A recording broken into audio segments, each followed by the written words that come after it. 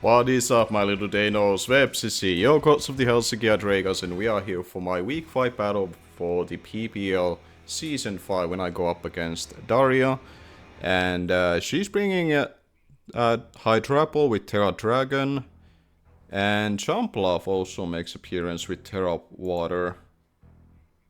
Famous last words. I hope that's not gonna be the one beating me today, if that's the case. But let's see. We see also Skeletors. The Darkrai as well, yeah, makes sense. Okay, so there's no Galarian Slowking and Rotowas that were the main ones that I was thinking that might show up. And then Ursaluna as well. And no Galarian Zapdos either, which is interesting. Okay, we see Hydrapple lead. So I guess it's fine. I'm pretty sure she said Terra Dragon, right? Yeah, Terra Dragon. So I do have a Seesaw to swap into this.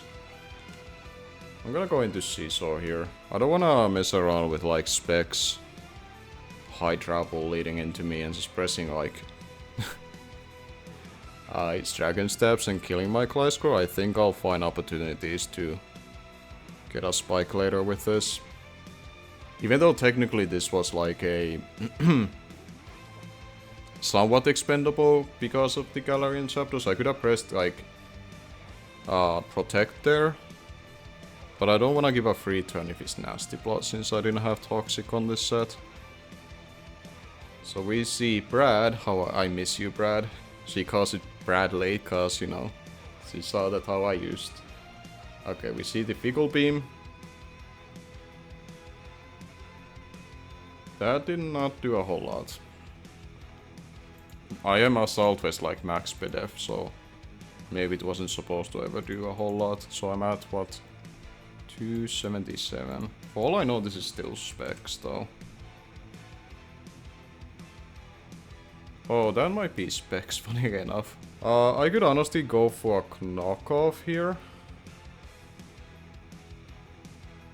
That would hit the Skeletors coming in, removing heavy duty boots on it, or I remove this thing's specs. I'll go for a knockoff here. So I'm pretty sure that's specs then. Jumpluff comes in, okay. I mean, removing your item is still fine. Especially because it was Rocky Helmet. Okay, so this was like a... I guess a Urshifu response in a way. It's unfortunate that my Seesaw is so low though, so that's not really the ideal scenario. I have to be really careful about the Darkrai. I go into my Gary though here. Tailwind.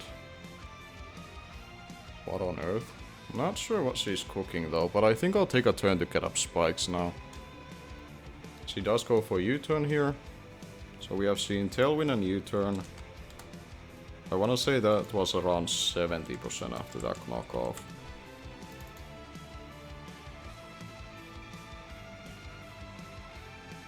Panic, which is the Ursaluna. Okay. Well, I have Uxie to respond to this, and it has like Rocky Helmet and Pain Split and whatnot, and I have Encore in case of setup. It is Flame Up. Okay. We are just gonna go to Uxie here.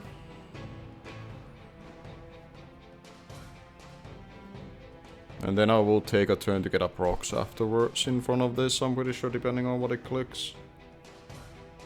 Ice Punch, we should take that. Rocky Helmet. And the Flame Orb as well. So I'm at 266. Do I die to Facade on this range? Facade is a roll.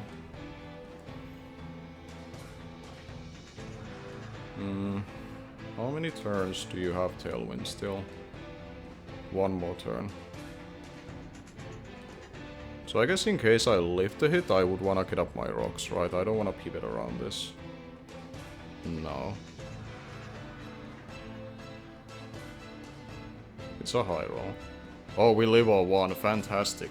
It was a high roll for her to be able to kill there after that Ice Punch roll. Okay, that's fantastic. And now I can pain split. I am minus speed nature, so hopefully I do outpace this.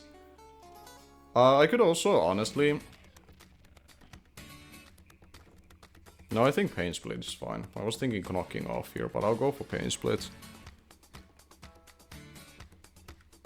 Like, if this Ursa Luna stays in, it's pretty worn down. And now I have spikes and stealth rocks up. Okay. So I managed to get the pain split off, which means she's gonna take... It's gonna take her a lot lower after that, so it's basically dying to hazards after. Yeah, that's pretty much a sack now. Who does she have hardest time to respond to after? I could go into my moth here, which can fiery dance. Yeah, I could fish for a fiery dance boost here, so I'm gonna do that. Because that can put a lot of pressure on her after, and I have Dazzling Gleam and PPL on this in case the High Grapple pivots in. So I'll just press fiery dance. I doubt she preserved this. I have reused a lot of choice specs on this thing in the past, so maybe she will think that I'm potentially specs, but it would be risky for her to swap at this point. Yeah, she does let this go down. Hopefully we get the boost here. We don't get the boost. Okay, but the Ursa Luna was dealt with, and I do have the hazards up.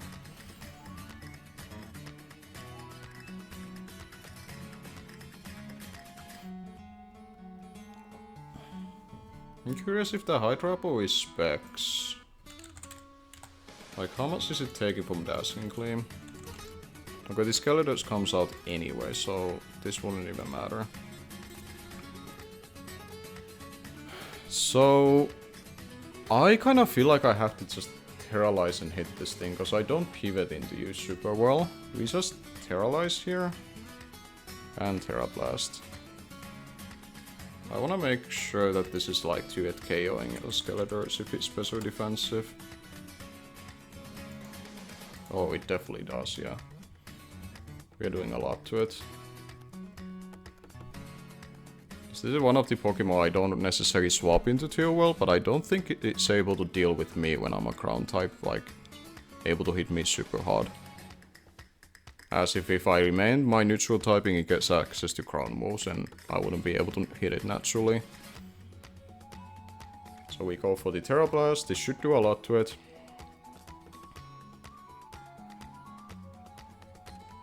Yeah, it did all of it. Fantastic. So it wasn't like special defensive. Special defensive would have taken around 70 to 83%. Okay, we see the Darkrai coming in. Now, don't I live a hit from this? Let's see, how much Specs did again? I kind of forget how much Specs does. Specs could kill me. It's a roll.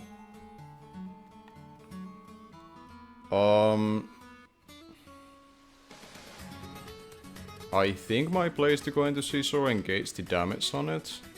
If it's not Scarf, I know I can go into Meowth after.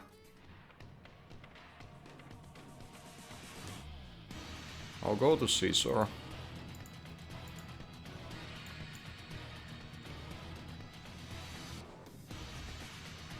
That was 220. Ice Beam comes out. Does 180, puts me at 181. Life Orb. Okay, so it's Life Orb Darkrai, so I know it's not like Specs or Choice Scarf then. And I'm at 181. So I will be able to take a Dark Pulse still. And to me this feels like a free U-turn. Now she does withdraw. 91%. Jumpluff comes in. We already got rid of its Rocky Helmet, which is nice. And that thing is basically dead soon. It's at 110 health.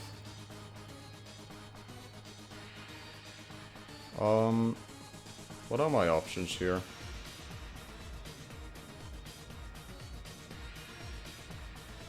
This thing does get Encore. But honestly, I could go into you and just fire off a hit here. There's nothing that responses into it too well.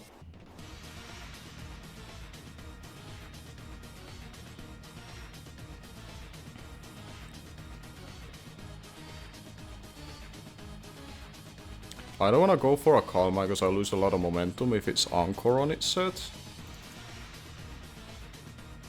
Right? I think it's able to go for a Tailwind, and it means that then High Trapple would come in. But I guess that's fine. I think we just Thunderbolt. Yeah, Tailwind comes off. Like, if this was like fully supportive set with Encore, I did not want to go for it, even though like the Tailwind was probably the play that she would do there. Because now she's gonna try to get the High Trapple in and try to press some funny Fickle Beams, I would imagine. Okay, there comes Bradley. Scary man. At this point, I wanna say Klitschko is expendable. I mean, it's technically good, I guess, for Tinkaton. I guess I should consider that.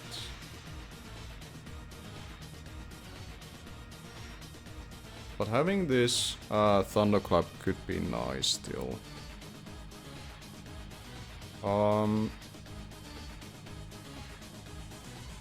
Sacking Klitschko could be a mistake because I could stall out the Tailwind. How many turns of Tailwind you have? You will have 3 turns. Okay. I could also just go into Scizor, frankly. Scizor kinda took it pretty well. I'll go to Scizor. I don't need to sack either of these two. Scizor is so low that Life Orb Darkrai probably 2-hit KOs it with Ice Beam and Dark Pulse, so I don't think I have to worry about that. There comes the scary Draco Meteor. Okay, we took it. Okay. I think Knockoff is still perfectly fine play here. Yeah, I like Knockoff still. See, withdraws. We see the Tinkaton. So now, if this was Pickpocket, I'm able to remove its item, and then I don't have to worry about Meowscarada installing from its Choice Scarf. It was also Rocky Helmet. Yeah, that's what I was worried about, that she would use that to get rid of my Choice Scarf. But I'm pretty happy with that, I'd say. So it's Rocky Helmet. I can just go for Bullet Punch for chip. This is now holding Assault Vest, so it cannot... It's not able to do any status moves, which is nice. That's good chip. Ice Hammer comes out. And now it's lowering speed.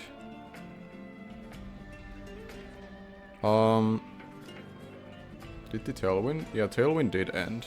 But I know that Darkrai is not spec, so I know Moth Leaves a hit after. So I have that option, to be honest. Yeah. We just go into Moth here and press Fiery Dance. This is also my kill later currently, so it's kinda nice to be try to like feed kills for it, if that's gonna be ever a case. There's gonna be some Pokemon that are probably out of reach for my Iron Moth in the MVP ranking, so I know if that really is a justifiable reason for me to do this, but... This is the good one to bring in, cause like, even if the High Trapple comes in, I do have Expert Belt Dazzling Gleam to work with. And like, this thing is kinda like... cooked, in a way. Because, again, Tinkaton relies on a lot of status moves. For its utility, and now because it's a Southwest, it's not really doing all that. And I'm pretty sure I kill it with this, like I'm Expert Belt. Yeah. Can we get the boost? I don't still think we got the boost, no. But it may not matter anymore, because I've been able to get some hazards chip.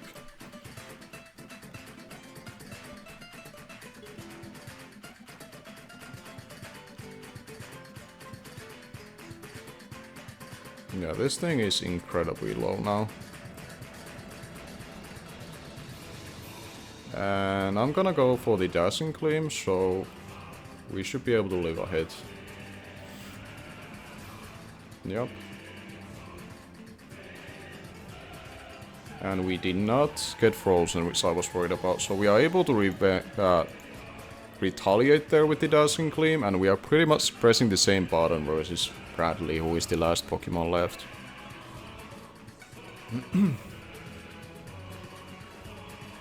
Bradley, look at that regenerator working so well. Bradley does not give about the hazards too much, like keeping it worn down. Like, obviously you have to take now. I'll just let Bradley have the kill. I'm just gonna do my damage and go down. I doubt this kills. It was pretty close! But Bradley, you know, you work hard in this game, so you definitely deserve that kill. Who will finish Bradley though? Maybe my Miasquatch should do finally something in my games. I haven't really brought it out in most of my games to really do a lot, other than I think well yeah, I did get to bring it in the games that I lost as well, but like, hey. I'll just go for knockoff. I'll use Miasquatch to finish off the game. And we are managed to be able to beat Daria in week 5. And we move on to be 3-2. She was also 2-2 coming into this game. We were very similar. Well, we were exact same record. Obviously win and losses wise, and differential I think was pretty close. So it's nice to be able to secure a little bit of differential there with Rio. But overall, pretty clean game. Make sure to check out Daria though for sure, cause she does similar to Gunk, that she really puts some effort into her videos. I like the way she presents her team builders as well, which I haven't really done myself, because I feel like most people would skip them anyways, because I don't really put that high level of detail editing wise into on my stuff, but she does. So make sure to check her out. And good luck to her in the remaining of the season. And next week, I believe I play Ellie, which will be a fun time, get to play her again. So until then, thank you for watching, and I'm gonna see you guys later.